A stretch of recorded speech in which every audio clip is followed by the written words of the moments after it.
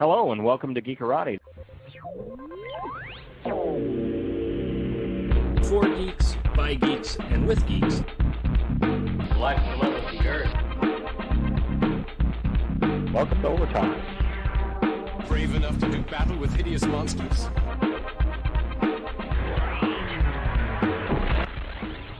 I am Sinistar. Hello and welcome to Geekarati. I'm Christian Limke and I'm joined once again by Alan Bahr of Gallant Games. He's got a couple of new projects that are both in development and recently published that he's worked on. And in particular, we're going to talk about one that is now available on Drive-Thru-RPG in PDF format, a game called Riches and Ruins that, like a lot of the games that Alan works on, uses only six-sided dice, which is nice, but has a very different foundation than his other work. I first met Alan's work with the Tiny D6 stuff. Great game line that is very abstract-minded, very rooted in storytelling RPGs and things like that. In this case, Alan's gone back to the beginning of the hobby, sort of, into wargaming. So, Alan, what's Riches and Ruins and why? Yeah. So first, I just want to point out that most of my catalog is actually not D6 based. I'm just going to throw that out there. It's just the most publicly successful stuff is, so that's what everybody assumes I do. We do a lot of other stuff. I love my D12s. So I'm just saying I have a lot of Tiny D6 on my bookshelves. I like my D12s though. They're just fancy D6s. So That's true. It's true. So the Riches and Ruins is an attempt to create an RPG that answers what if I went back to wargames as the root rather than what I've learned both playing and reading RPGs and making RPGs over the last 30 years, right? So functionally it's an attempt to sort of recreate chainmail, but something that's divergent and based on the war games I play, right? If chainmail was based on the war games, Arneson and Gygax and Kuntz and et al. Were playing, right? Riches and Ruins is based on the war games I play and like. Right. And an attempt to say, what if I push those ideas into an RPG-like space? Right. So instead of, like with chainmail, you've got inspiration from Tony Bath's stuff and all of the British games, the Don Featherstone stuff like that, which is the really early wargaming, kind of the first wargaming to use dice at all, right? And then you and I have grown up with some great war games. So if you could touch on, before we get into the mechanics of the game itself, right? Yeah. What are some of the war games that served as an inspiration for it? Sure. So I started playing war games with Warhammer Fantasy. Fantasy Battles. I want to say 4th edition. It was the box. It was the Orcs and the Empire starter box. I don't remember what edition that was. I might have been 6. I can't remember anymore. There's so many starter boxes in between editions and stuff.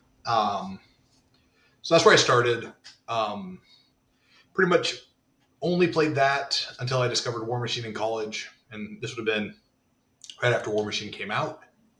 Right. So early 2007.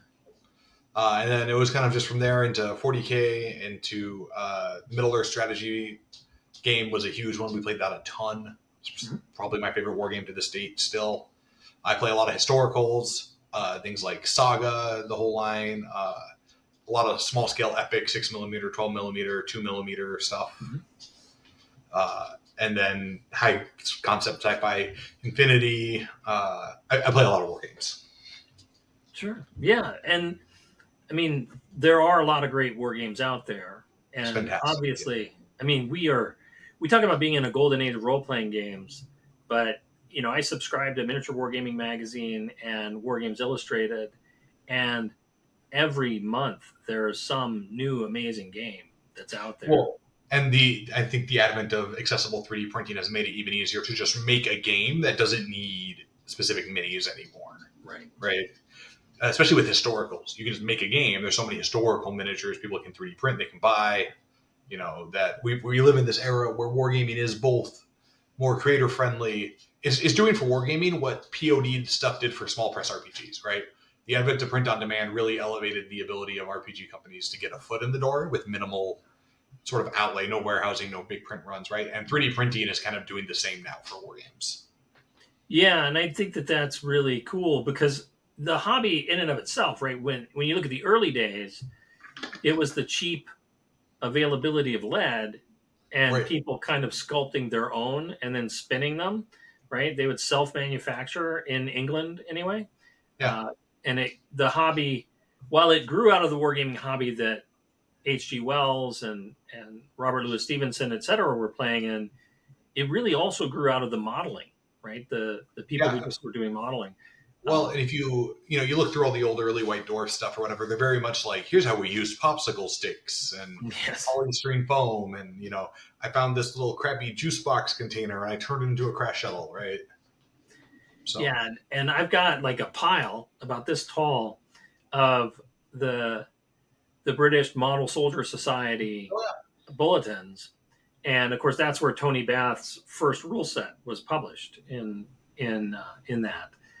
And I have a copy of that, and it's really interesting to see the dialogue about using dice to play with model soldiers and how a shocking turn of events that was. Instead of shooting your little pea gun at your opponent's miniatures, which right. You look at the historical trend from the Bronstein style of games all the way down through dice into RPGs, right? There's a lot there to unpack. Yeah, there is. So that brings me to the question, right? You've told me what some of your inspirations were, right? But why miniature games instead of all of this design in miniature or in role playing games that we have to pull from? Sure. That's a big question. So I did a little blog post on my blog, alanbar.net, where I talk about this, both for Riches and Ruins, but also just my attitude towards RPGs in general. I don't really consider myself an artist in the sense that I think I make art or I make. The thing is, there's a lot of nuance here. You're asking a guy who philosophy degree to put a pin in something. That's something we're not terribly good at. Sure. The things I make come out as art, though I do not consider myself an artist when I make them. I think the art comes from the other people who are involved, not me. Okay. And I consider myself an academic. I am interested in the theory. I am interested in the whys, the hows, the whats, what. Why does it feel this way when I roll dice? Why does it feel this way when the dice say X, Y, Z? Right? What is the feel and the reasons for these feelings, and sort of the philosophy and the theories and the language of RPGs and gaming, right? So many artists make great RPGs, but I don't consider myself among that. I'm an academic who is operating in the field as a form of study, in a sense, right? Anthropology, RPG.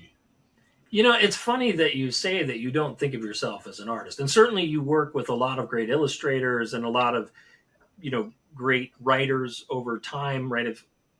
One of the things I love about your, say, Tiny D6 work is the number of micro settings. And there's just some great writing in those, a lot of creativity. But I'm going to push back just a little bit because that's what I do. Yeah.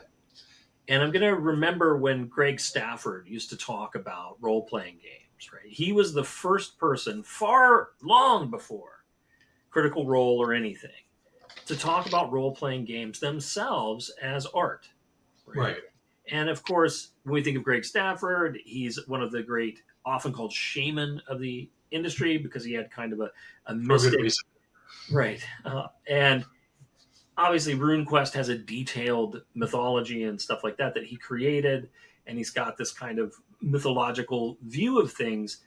But that isn't just what he meant when he talked about role-playing games as art. He was talking about the mechanics as well. And maybe this is where I, as a data analyst and, in my day job, and someone who's getting a quantitative degree in political science, because the first thing you learn when you go from undergraduate to graduate political science is that it goes from being about these abstract ideas that will then inspire you to go to law school into math.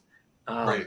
which A former data analyst in the software industry, I understand. yeah. So for me, the math of games is in of itself an art, and I think making a choice, which is a really interesting choice, to shift away from the kind of storytelling mechanics of, say, uh, Dungeon World or the Blades line of games, both of which are, huge fan bases, a ton of great art coming out of them, but they are very focused on creating a system by which the participants can create in pure collaborative storytelling, right? Absolutely. Really, the rules in Dungeon World facilitate improv. That's their design. Sure. But when we're looking at war games, certainly there's emergent story, right? Even a chess game has an emergent story.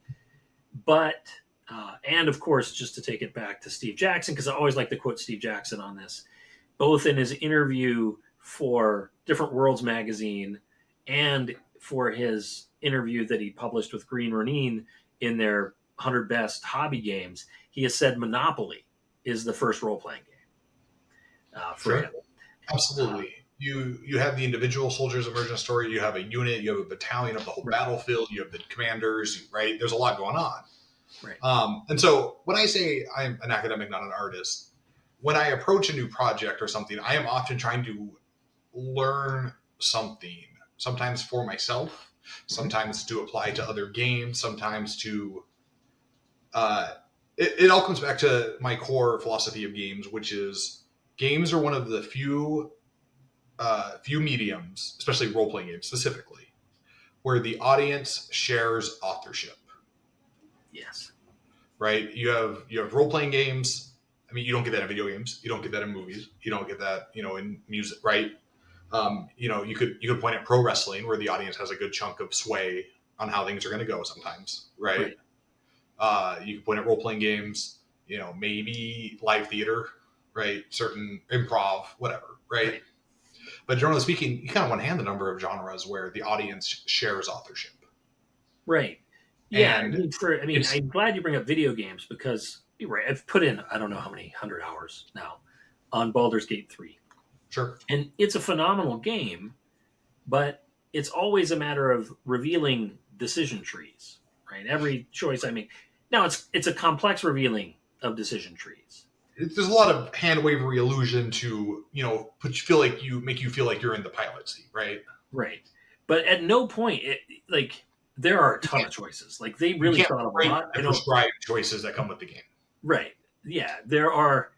It is limited, even though it's vast, because it is vast. It's limited. But when I play a game, a role-playing game, right, particularly D&D, it's the one I play the most, about half of my campaigns have started with the module B6, Veiled Society, which takes place in Mystara, is written for basic D&D.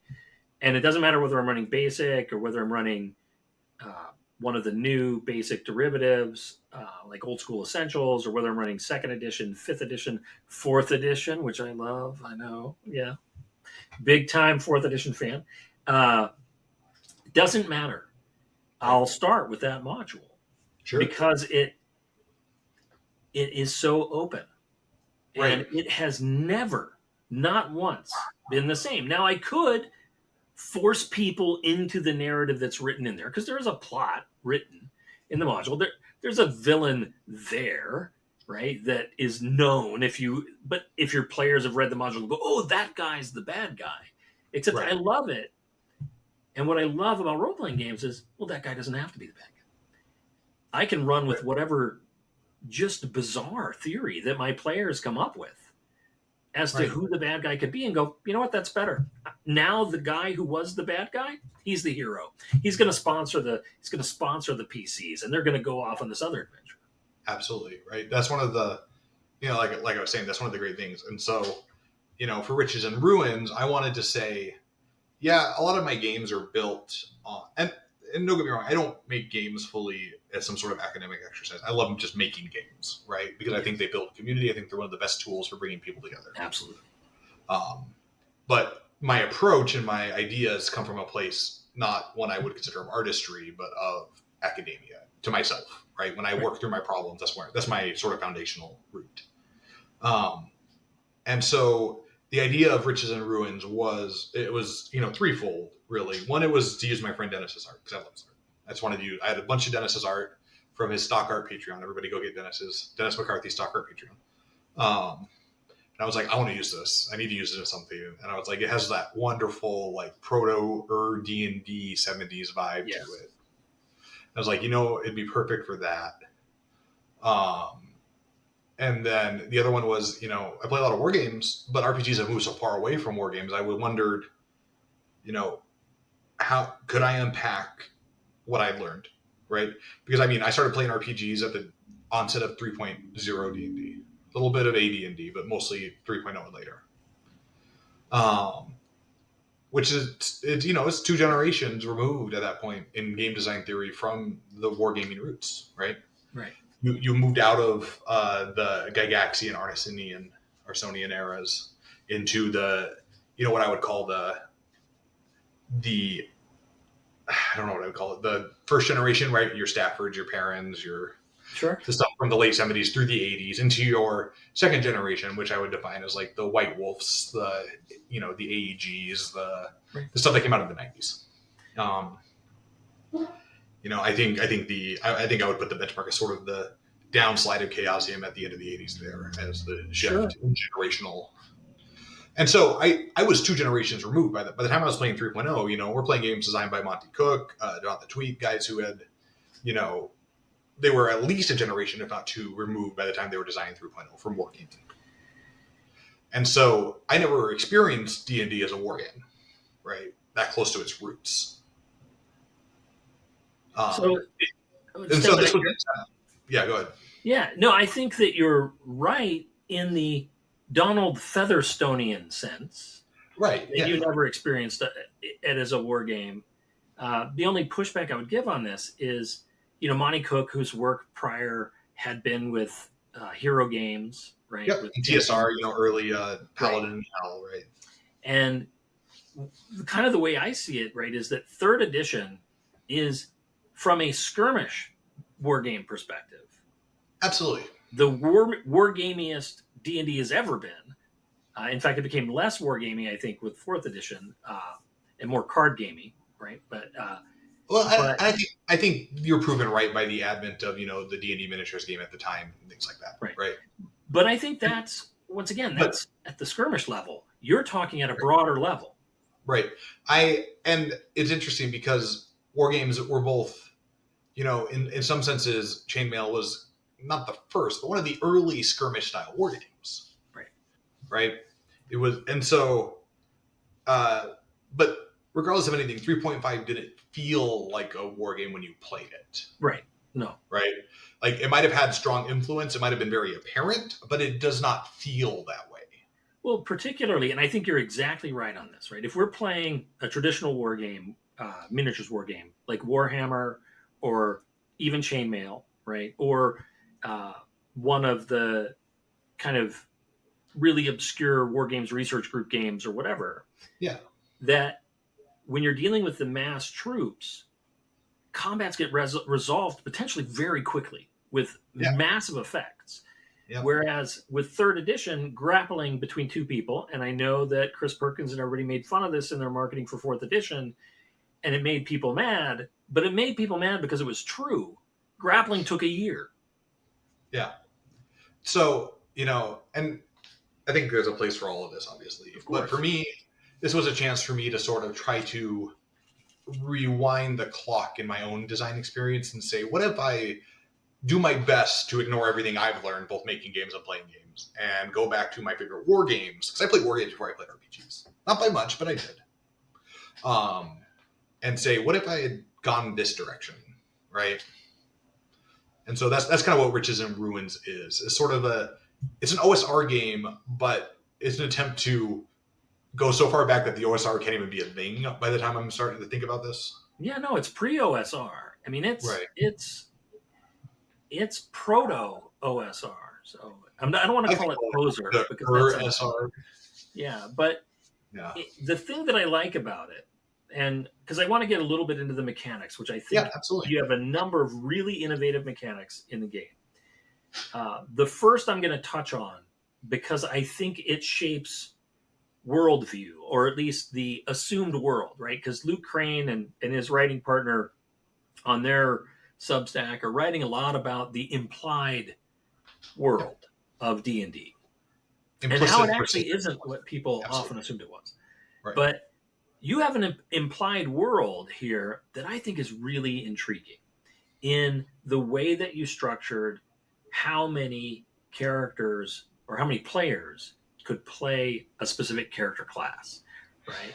So you have, and I think it's brilliant, by the way, and it follows that war game mindset. You've created tiers of player classes. Could you talk about that?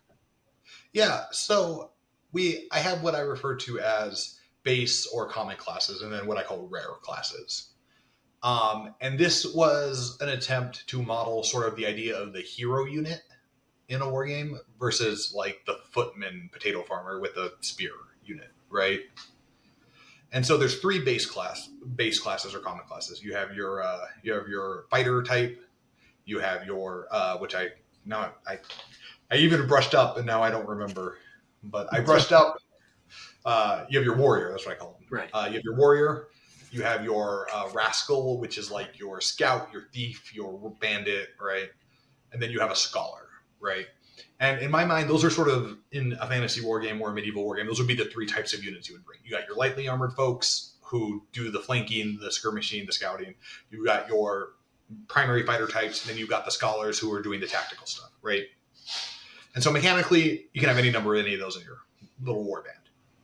Good to go.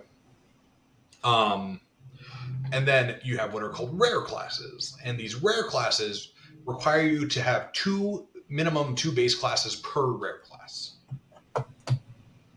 So if you wanted to have, two rare classes, you'd have to have 4 other people playing base classes. Mm-hmm. But it's campaign totaled. So everybody could make 4 characters, right? And if we had 3 players, 4 characters, that's 12. So we could have 9 base classes and 3 rare classes, right? We could rotate. But there's this limit, and that is to represent the fact that these powerful characters, these heroes, these leader types, they don't just get set on every rinky-dink mission. They don't get deployed to every skirmish, every battle, every event, because they're valuable in a sense, right? They're more important than that spearman with padded armor who's going to die in the first charge. And so, you have things like assassins, paladins, sorcerers, priests, sort of your more elite, and they are the base classes with bonus abilities and weaknesses, like armor restrictions, new ways to fight or do things. But I really liked that because it creates the world in a way that and enforces a setting. And I understand, right now the group that I run D&D for are teenagers. They're in high school. Sure. And I remember when I was in high school, and certainly the D&D they're playing, they're doing more actual role playing than I was doing when I was in high school. And our first session was to attack the keep on the Borderlands. And I'm not saying that incorrectly. We did not attack the Caves of Chaos. We attacked the keep first. There's a castle over there. You got to bring it down. That's the rule. That's right. We had to. It was going to be our base of operations, but we had to conquer it first. I would have done the same.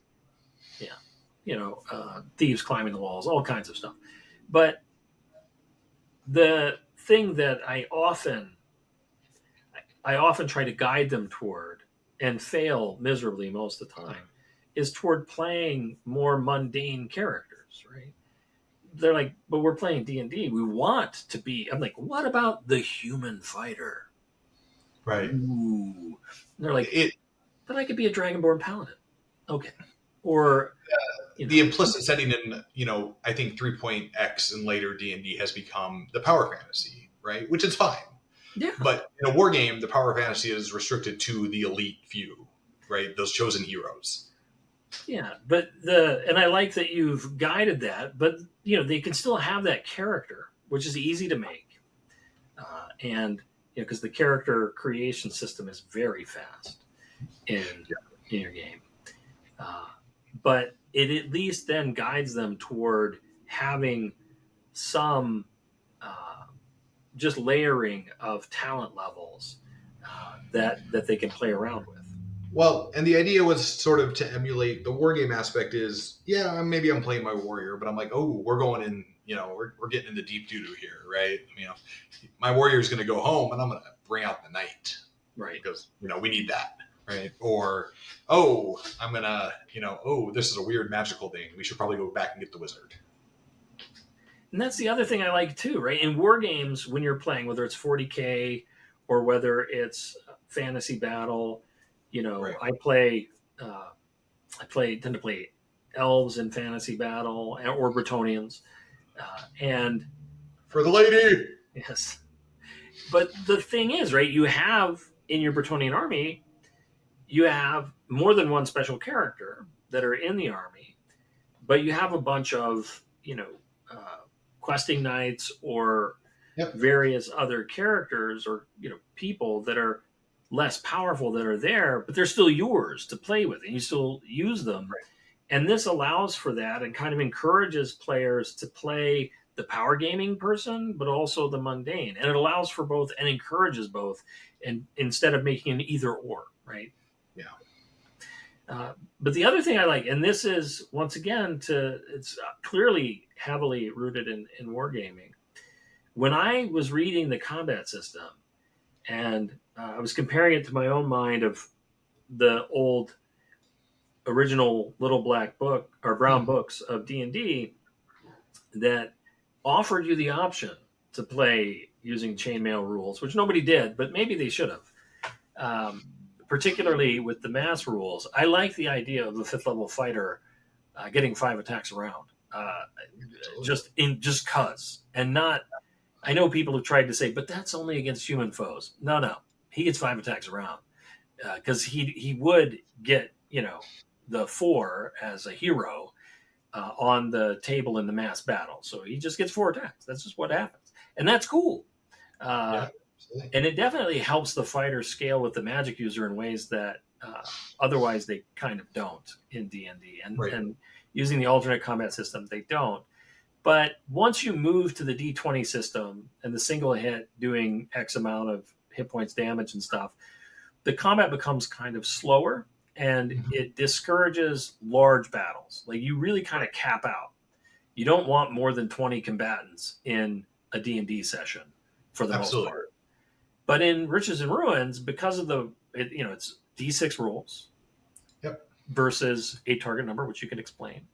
But you can roll all your attacks at once. And it's like Tunnels and Trolls is a non-war game based version of this, but it's the same kind of quick and dirty. Boom, done. Yeah, so the core chassis of Riches and Ruins is inspired a lot by my favorite miniature game, which is the Middle-earth strategy battle game. Right. I think it is 20 years in now. Jeez. That'll make you, 20 years in now, relatively unchanged in 20 years. I play Face Rip Marvel, so that's super old. But 20 years in, I relatively unchanged. I think it remains one of the certainly it's my favorite of the systems CW has ever produced. But I also would, in my estimation, put it among the best. Mm-hmm. And I would put it among some of the best war games for modeling. Sort of shield and board, early medieval Viking Age style combat. Sure. And so the mechanical chassis of Riches and Ruins takes a lot of inspiration from that. Which D6 in Middle Earth, you roll a bunch of D6s. Every roll is opposed, but then the stats become tiebreakers a lot of the time. Mm-hmm. And this kind of uses that similar idea. And one of the things that I took from that game was the concept of even if you just hit your opponent and deal no damage, they get pushed back. And if they can't get pushed back, they fall down. I wanted that push and pull of the shield line, right? Right. Combat should be movement based. It should be moving across the battlefield. No combat standstill. And there are little things like if you charge, you get an automatic damage bonus. Little things like that to keep things moving, right? Mm-hmm. Fighters have abilities where if they charge, they get to make a throw and attack before they hit their target to represent like throwing an axe and then drawing your sword, right? Little things like that to keep the fluidity of a war game in the RPG sphere.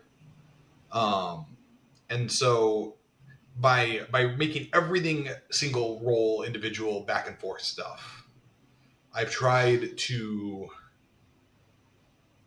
keep it going like a war game, because in a war game you play 40k nowadays. You roll your dice, then you roll the wound and you're done, right? You can kind of pick out and go. There might be a few other steps in there, but that's basically going to be it.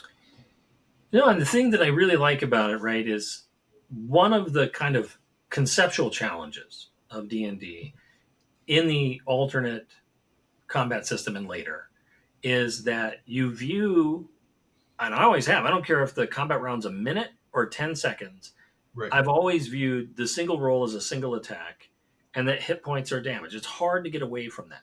Even though the rule book says repeatedly, hit points are not life points. They are this abstract thing that includes luck. They're combat momentum. But the minute you call them hit points, they become life points. Let's be honest. Right, exactly. Right. So, but that then makes the combats in some ways seem, longer, more static. But by having a system where you're rolling lots of dice for lots of attacks simultaneously, you get the feel of a lot going on. And the dice are, it's quick by having it be opposed with the tiebreaker, right? You kind of, in a way, see the in and out or the back and forth of the battle in a way that isn't like RuneQuest, where you are literally attacking the left finger to not hit the armor or whatever, right? Or I guess that would be more GURPS than RuneQuest. But, that you're not slowing it down to achieve that blow by blow. The blow by blow is there, and it's 20 blows at a time or 3 blows at a time or whatever it is, depending on the ranks of the opponents that are fighting. And I really like that. Part of that was an attempt to bound the resolution inside the D6 dice rolls, which I chose D6 because if this was a war game, that would be the most common dice any war gamer has at their disposal, right? The first draft was actually D10s. And I was like, well, if I'm going to be true to the roots, I got to go straight D6 with this. But you can have the tiebreakers can scale infinitely, but the dice results you are tie breaking are bounded by the 1 through 6 result. And that makes it both a lot easier as a designer to balance, but also true to how war games work. Right. Yeah, I mean, that's the thing, right? Is depending upon the balance of the war game, I mean, sometimes they get a little unbalanced. Oh, yeah. The heroic figures still are under threat from a Skaven horde, let's say, in Warhammer. For the most part. For the most part. Yeah, I mean, Skaven are going to run away if you kill more than 2 of them. But, that's their weakness. But the fact is that you have that kind of vulnerability because you don't have a lot of hit points usually. Right. They'll have armor, they'll have saves, but they don't have a lot of hit points with which to deal or wounds with which to soak damage. So they're a little more fragile, but also super powerful. So you get that kind of risk reward. You get to feel epic, but you know that there's risk in that. Absolutely. And I really enjoyed that in this setting. And I think that you kind of captured a bit of something that a lot of modern OSR games maybe miss out on. Because if you start, let's say, with Old School Essentials or a BX variant, which is a BX variant, or another BX variant, or any of the other kind of rigidly old school games, when you're first level, look, we may have played like Berserkers back in the day, but that's because we were willing to roll 15 or 20 characters in 5 minutes. But after your first couple times having like a complete wipeout, you begin to get more cautious. And the game becomes distinctly less heroic, at least at low levels. I think once you hit like 4th level, you start getting really heroic again, particularly 5th level. But, there's that period in those first 2 levels where you're really worried because one hit, you're dead. Yeah. Particularly if you're a thief. Sort of a natural selection inside the game system. Right. But I was thinking, and I've mentioned this to you before, and I've blogged about it on the blog. I was thinking about kind of two of the oldest gaming experiences that I read about. One was in Alarms and Excursions. It actually predates Alarms and Excursions. It was in APA-L,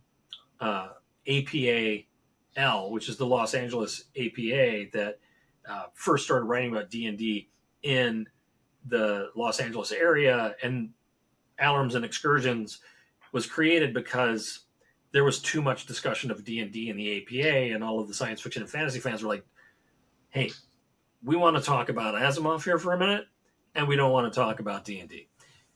So they spun off, but there's that experience. And then I was reading Wargaming magazine, which was published by FGU, Fantasy Games Unlimited, in the late 70s. And Rob Kuntz, who, of course, played with D&D and wrote Supplement 4, Deities, Demigods, Gods, Demigods, and Heroes for original D&D, both of them mentioned that they fought in their first wilderness encounter. And this is pre-D&D. There are no D&D rule books, at least for the Gygax Kuntz experience with Dave Arneson. The other one, I think the D&D books did exist. Both of them encountered 4 Balrogs in their first gaming session. I'm like, who does that? That's amazing. Right. But yeah. I can't imagine me at 12 years old with, my Menser D&D set and my D4 hit points as a rogue or as a thief fighting or encountering Balrogs and doing anything. Right. But I could imagine that with Riches and Ruins. Now, certainly I'd have a lot more people in my party for that. But I can imagine that kind of level of gonzo play in a way that, as much as early D&D really was off the walls, a lot of OSR reins that in, particularly when you start getting people talking about, one-for-one gameplay, which certainly is there, described in the DMG. Right. But that slows things down. That takes it into the political, into the nuanced, into the kind of meta-real, but it takes it out of this kind of weird, I fought 4 Balrogs on my first D&D session. Right. I think that's something that a lot of gamers want today. Like when I'm playing with the kids or when they watch Critical Role, right? That's all epic stuff. They want the epic stuff day one. And, some of that's due to power gaming, power fantasies, but it's also just because it's kind of awesome. We fought a red dragon, right. Or whatever. Yeah. And I sort of, part of the exercise here was when I came across a design question, I would try to go back to a war game solution first and foremost. Sometimes that wasn't always possible. Partially because, the first time people were doing this, they didn't know what questions they weren't answering, right? And I have the benefit of 50 years of insight to draw upon in terms of industry knowledge.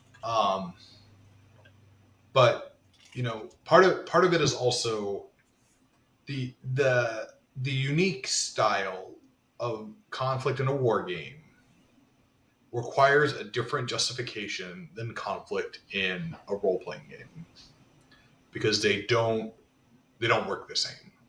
They're not fighting for the same reasons. They're not fighting the same way. And so an attempt to pull back to that, but then justify that, why are we fighting this way, becomes an exercise sort of in and of itself. Right. And that's where you end up with some of the supplemental stuff, which is things like the Hinter Kingdoms, right? This sort of city-state warlord frontier place where everybody's just battling all the time. And so you could justify these smaller war bands of ne'er-do-wells off doing a mission. That's why there's ruins, because people have been battling. If you look at old medieval battlefields, castles were taken, they were sacked, they were burned down, they were rebuilt. You get this, and that, in a lot of fantasy RPGs, dungeons don't make a lot of sense. Why is there a dungeon here? Why is there a make a dungeon here? Right? And the answer is generally, we wanted to have this in the game, so we put it here.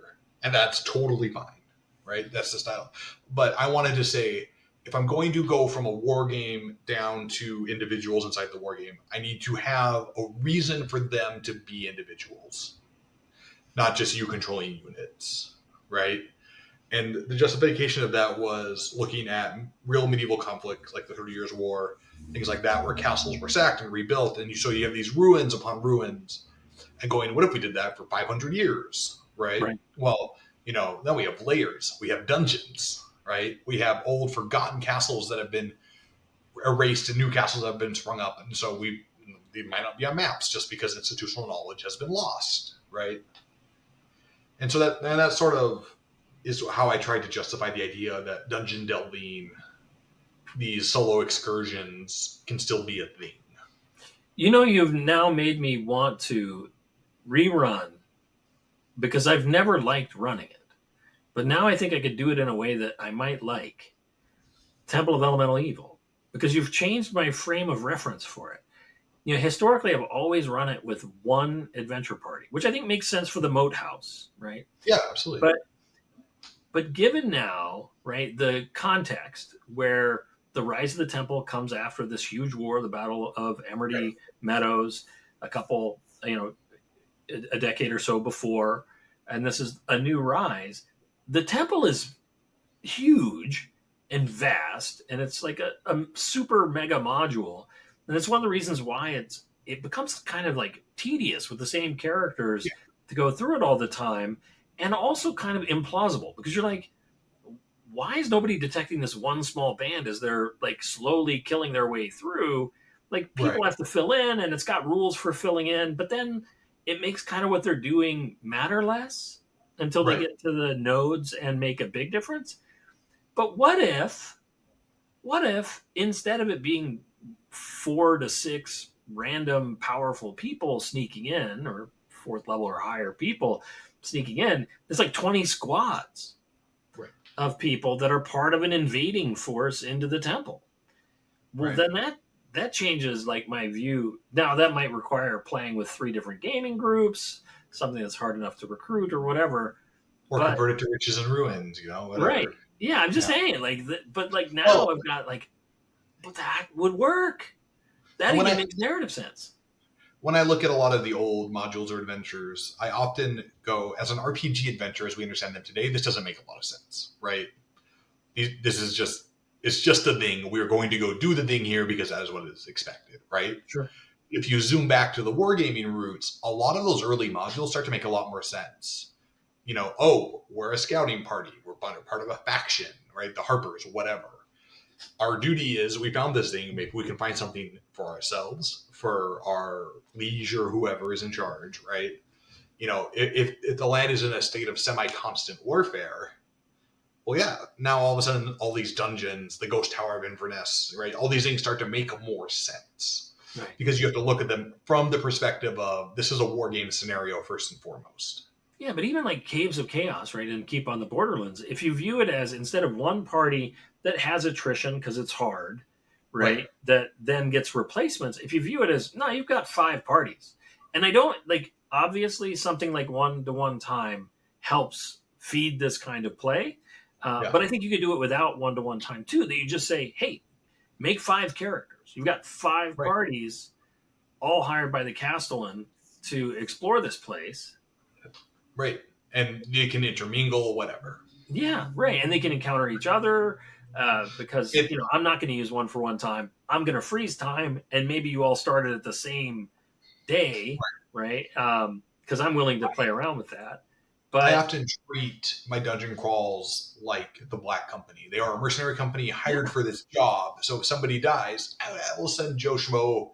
He's over here doing this. Just grab him and send him that way. Yeah, I often look for an excuse for the party to be together that isn't we met at a tavern. And often, and this is very informed by my superhero role-playing game experience, but also by Keith Baker's Eberron setting, that either they're a team, and maybe a company like the Black Company, or they're an agency, right? They have a patron or multiple patrons that have long-term plans, and maybe those plans interweave and create a story But once again, I let the players. I'm very much an emergent story person.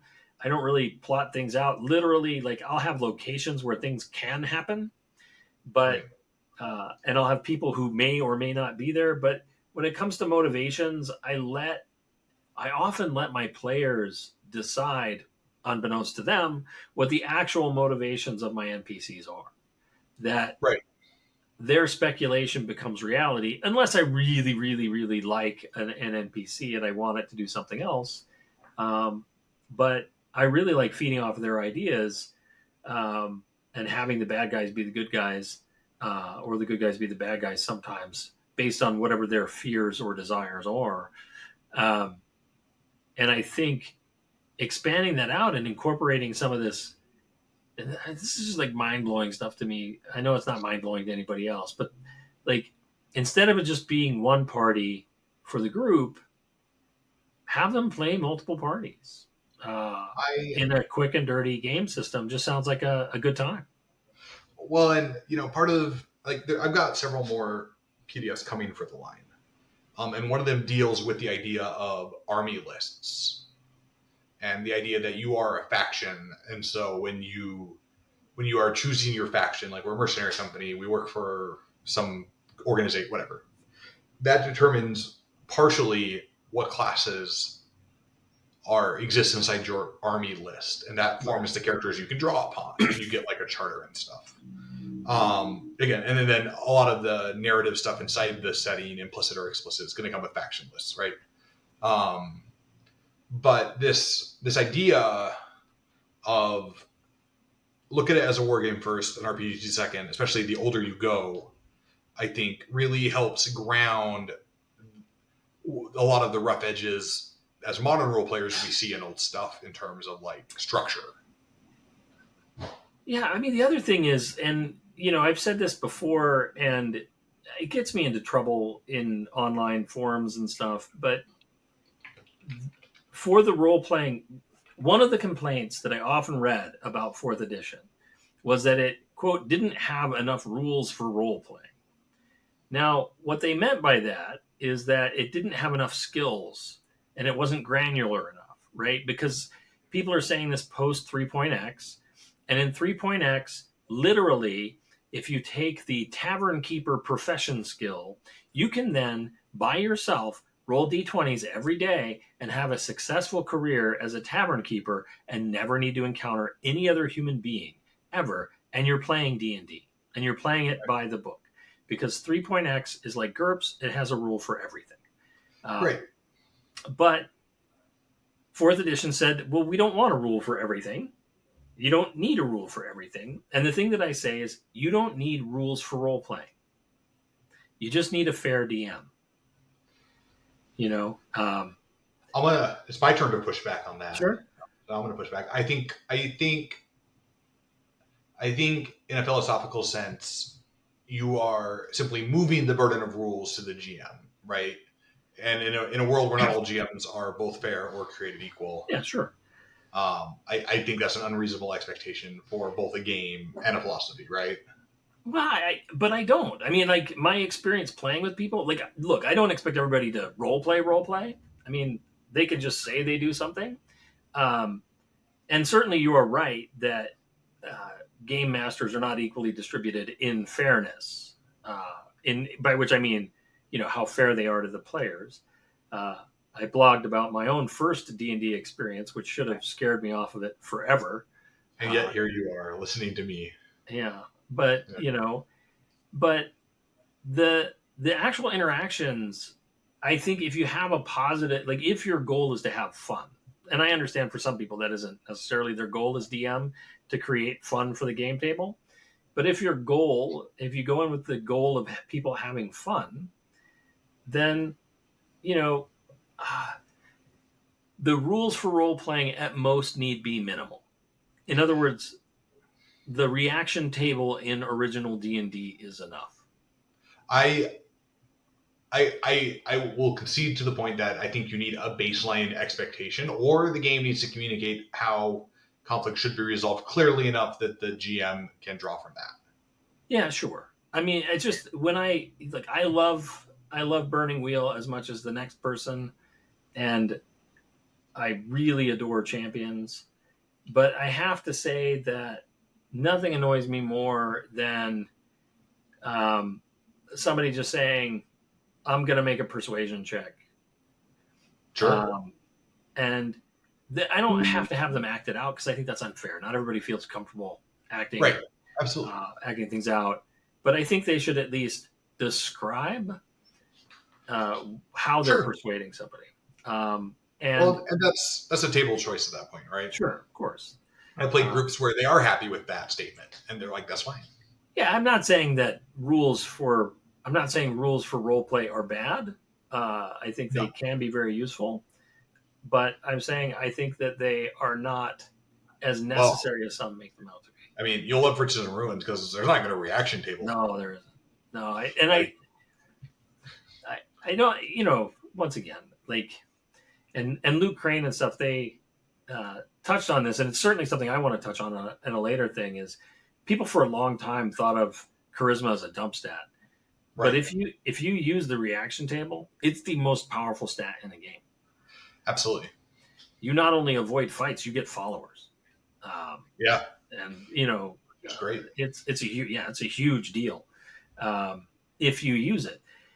That's not to say that we did, but No. but that all goes to assumptions as to what the game was about. And when I read the introduction to the basic set, I thought the game was about being Conan, and Conan, maybe woos some women, but he does a lot of fighting and a lot of stealing, and certainly the experience system in D&D, early D&D, fed that. Right. But I like kind of going beyond that and before that, because when you look at the war games of Tony Bath, and this is to bring it back to your Riches and Ruins war game inspired. Yeah, you're fine. Tony Bath, his big setting was Hyboria. It was a Conan setting where people role played against one another, and they created worlds. Yes, they were generals instead of the individual player character. Their player characters were at a higher level, but the same was true with the Brownsteins, right? That was they became one person, but that person was a person in the city of Brownstein, Right. interacting. Right. And I think if we look at Riches and Ruins, like the way you get experience isn't necessarily fighting or stealing. It's sort of the soldier aspect of spending money frivolously, right? The idea being, if I am a soldier or a ne'er-do-well of any kind in this state of semi-permanent warfare, I'm going to live life every day like it might be my last, because there's a non-zero chance that's the case, right? Yeah. Like the game is sort of asking and answering at the same time the question of what sort of people would just go do this stupid stuff for money. And the answer is people who live in a place where, if you're a farmer, you're probably going to get your farm torched sooner rather than later, right? Yeah, and I love that aspect that it's spending frivolously. And you mentioned earlier in our conversation, and you mentioned the 30 Years' War. Yeah. And it totally brought to mind the 30 Years' War and the movie The Last Valley. Yeah. With Michael Caine, I think, is in that. It's just like we're coming to a town, we're going to blow all our cash, and, well, we're probably going to kill half the town too. But, Right. And I wanted it to feel like the game should put you in the role of sort of this soldier, right? Be that, scribe, rapscallion, rascal, warrior, what have you. You are a cog with a limited lifespan in a machine that's existing outside of you. Sure. Well, I think we've talked a lot about it. I'm going to recommend people buy Riches and Ruins. It's got a lot of stuff in it. It's really cool. As Alan said, the artwork by Dennis McCarthy is very evocative of the kind of 1970s art of early D&D and of early Judges Guild stuff, right? It very much, I don't mean this in a pejorative way, it very much looks like the amateur press stuff of the day, which means well drawn, but it's also black and white. It's also a little cartoony. The goal of art is to communicate the game, and it Right. does it beautifully here. I highly recommend picking it up. It's on Drive-Thru RPG. But I before we wrap up, I want to make sure to mention that in addition to this, and once again, you're going to tell me you make games that aren't reliant on D6s, but this one also is reliant on D6s. That you've got a Kickstarter coming up that's relaunching the classic West End Games D6 system that formed the foundation of the Ghostbusters role-playing game, the Star Wars role-playing game, and West End Games DC Universe role-playing game. So, what's this happening? And we'll finish off with that. Oh, okay. So, in the early misshrouded days of my career, 10 years ago, Gallant Games was bought and owned by Nocturnal Media, which was founded by Stuart Wick. Stuart passed unexpectedly. Gallant Games returned to me. But during that time, and still, Nocturnal Media had bought and still owns West End Games. One of the things I was tasked with there was West End Games D6 system stuff. It started as like getting print-on-demand proofs up for old stuff and other things. I was the one who was handling a lot of that. After Stuart passed, I reached out to Nocturnal, the team who was still there, Stuart's family who had taken over, and said this was a project I was very attached to. I would like to continue it both as a way to, keep going with what I've been working on and what I've been learning from Stuart, but as well as, put some money back into Nocturnal and the family, right? And that was a while ago. We started working on what we're calling D6 Second Edition. And we're calling it Second Edition primarily because D6 always kind of defined itself by the IP it was supporting in each particular iteration rather than editions. Mm-hmm. They didn't really have editions per se. And inside some lines they did, obviously, but as a general rule, they were their own things, right? And so we're like, we're going to kind of call it, we could call it 2.0, we could call it a new era, right? But gaming parlance, Second Edition. So they said yes, and that's what we're doing. It's been a long time coming. We first kind of did the initial version of it with Zorro back in 2019, 2000. Mm-hmm. We learned a lot. COVID hit, slowed everything down to a crawl, took a long time to recover. But middle of July to late July, Kickstarter goes live for D6 System Second Edition, which is I want to choose my words very carefully here.